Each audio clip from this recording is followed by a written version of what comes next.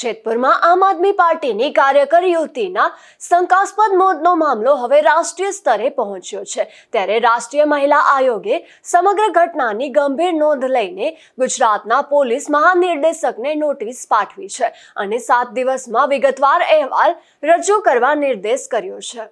જેતપુરની વતની અને રાજકોટમાં રહેતી નંદની બોસમિયાના શંકાસ્પદ મૃત્યુ બાદ અનેક ગંભીર આક્ષેપો સામે આવ્યા છે, જેમાં પરિવાર દ્વારા યુવતી પર મૃત્યુ પહેલા શારીરિક, માનસિક અને આર્થિક શોષણ કરવામાં આવ્યું હોવાનો આક્ષેપ કરવામાં આવ્યો છે।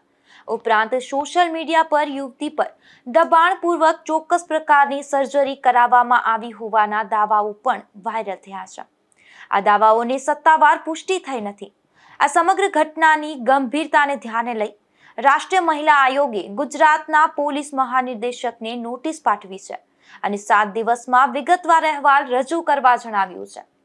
આયોગે યોગ્ય કાનૂની જોગવાઈઓ હેઠળ ત્વરિત કાર્યવાહી કરવા, જરૂરી હોય તો FIR નોંધાવવા અને જવાબદાર સામે કાયદેસરની કાર્યવાહી હાથ ધરવા તેમજ નિષ્ણાત ડોક્ટરોની પેનલ દ્વારા વ્યાપક ફોરેન્સિક પોસ્ટમોર્ટમ કરાવવાની પણ સૂચના આપી છે।